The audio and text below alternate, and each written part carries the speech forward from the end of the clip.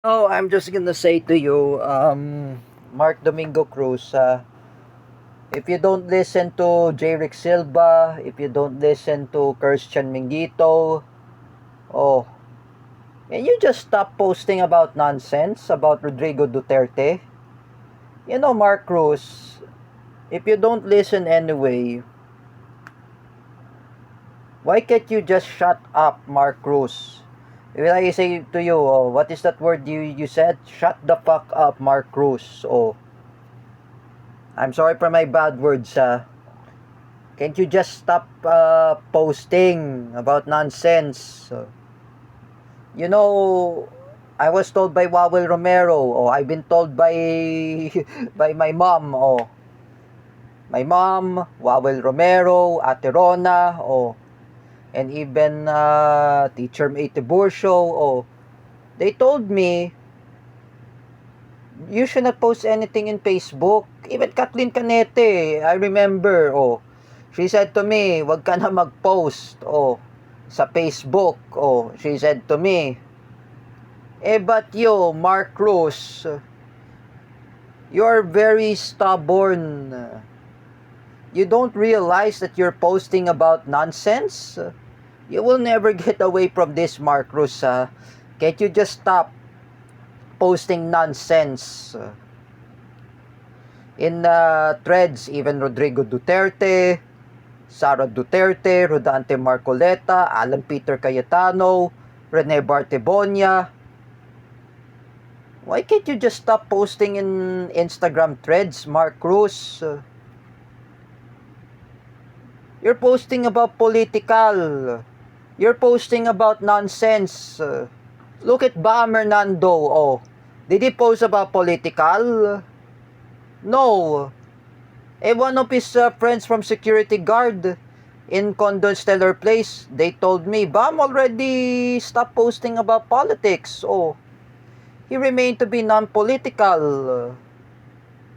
Can we just be a non-political too, Mark Cruz? Huh?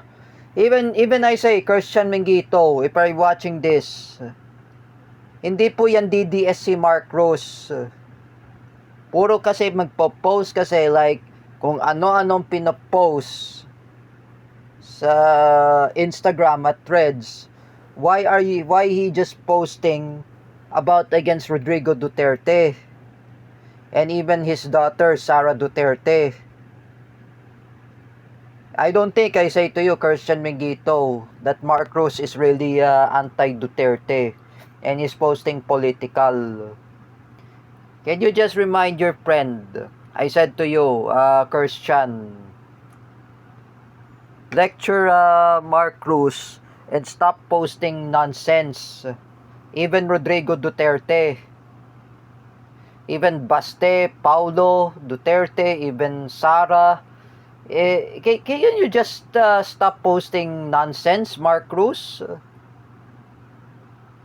That's why people out there, they really hate you. Even David Gill hates you too. Not only David Gill hate you, everyone hate you. Even Ryan Cristosero, Juan Carlo Pabale, they really hate you. You're posting nonsense. If I were you, Mark Cruz, tigilan mo na kasi pagpo-post sa Instagram at Threads. You're posting nonsense. And one of my fellow DDS supporter, Eskel Penumbra, the the husband of Teacher Kel, had read the threads of Instagram threads from Mark Cruz. He bashed Rodrigo Duterte, Sara Duterte, including Baste Duterte and Paulo Duterte. And he posted nonsense. He bashed against the Duterte family to post about nonsense in Instagram threads. Mark Cruz, you know, Eskel Penumbra will bash you, Mark Cruz. If Eskel Penumbra warns you, he said that in Tagalog words, he said that Tigilan mo na kasi pagpo-post sa threads sa Instagram. Puro ka kasi kalokohan, Mark Cruz. You know, if I were you, stop posting about nonsense. If the NBI seen this, Mark Cruz, if the Duterte family had filed a complaint against you, Mark Cruz, if they reported to the NBI, now you see, Mark Cruz, you'll be hide somewhere. You'll be hide somewhere. If Sara Duterte become president of the Philippines, you will hide somewhere, Mark Cruz. Even in Santa Rosa, Laguna, Pasita, even San Pedro, Laguna, even Starville Village. You know, Mark Cruz, if I were you, you have to stop posting about against Duterte. It's nonsense.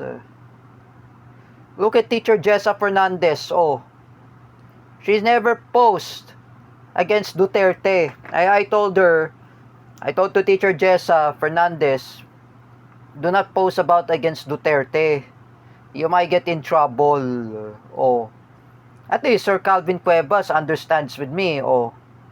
He understands that my wife will never post against Duterte. That I will listen to you. You know, Calvin Cuevas had told me, at least I understand Calvin Cuevas. You take care, Sir Calvin Cuevas, reprimand Teacher Jessa not to post nonsense in Facebook, about against Duterte family.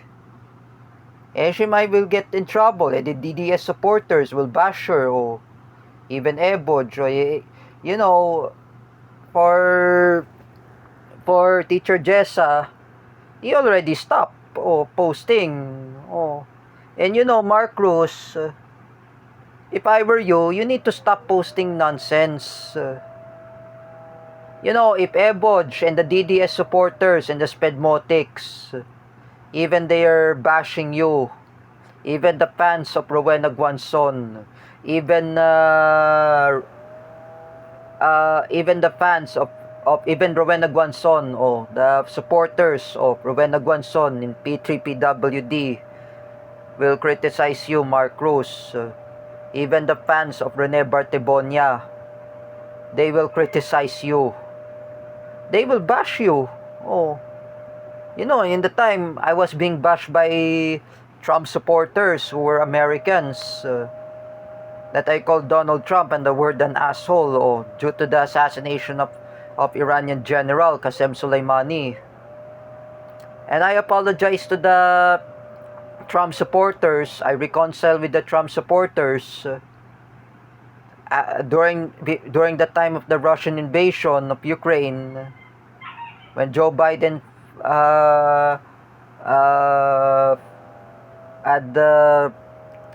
had signed the sanction against Vladimir Putin. I know I defend Vladimir Putin, and I endorse Donald Trump. I endorsed Donald Trump in 2024 because of Vladimir Putin. I know. But that time, I never want to bash the Trump supporters. I always stay neutral with the US politics. You know, Mark Cruz, can we just be neutral? Can you be just non-political in the Philippines? Me, I always say non-political in the US. Do you know Eskel Penumbra? He's a Trump supporter. He's a Duterte supporter. He's non-political. He's neutral. And he's not picking any side. You know, the husband of Teacher Kel is non-political. And neutral, non-political, and non-partisan. Me, I am a non-partisan. I am neutral.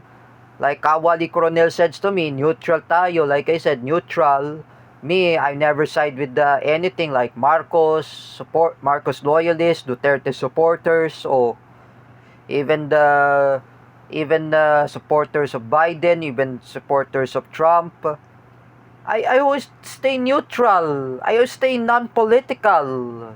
I am staying non-partisan. If I were you, Mark Cruz, can you just delete the post against Rodrigo Duterte and his family members, even his children as well? Even Sara, Paulo, Baste, Duterte, can you just stop posting it? You know, you're getting yourself in trouble. Nakakahiya ka talaga, Mark Cruz. You know that. You're not listening. You're posting nonsense. You know, my mom says to me, oh, we have to be non-political. We have to be non-partisan. Don't you get so you keep posting about nonsense? You know, Mark Cruz, I'm telling you, why I say you will never get away from this. And I said to you, when are you gonna stop posting against Rodante Marcoleta and Alan Peter Cayetano? Oh. When are you gonna stop posting nonsense? Don't you really get that your mom is very angry at you, Mark Cruz? Oh. I say again, Mark Cruz, if I tell it to everyone, oh, even one of my friends in Spedmotics, even my friends from CDIFI, oh, even my friends from Miss Earth, oh, 2025 candidate, I got my friend, the Miss USA, named Maylee Poe. She's asking me that about Mark Cruz.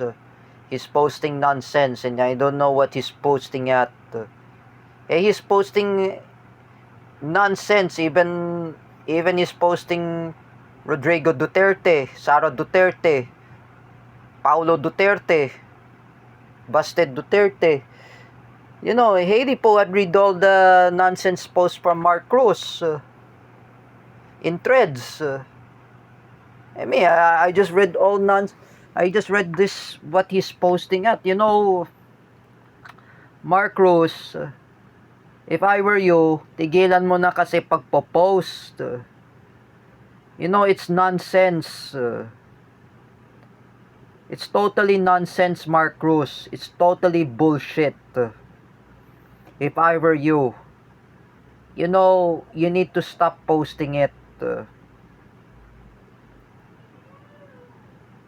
You know me, I never post anything in Facebook. I never post anything. Oh, I never comment in Instagram. Oh, I never comment in Facebook.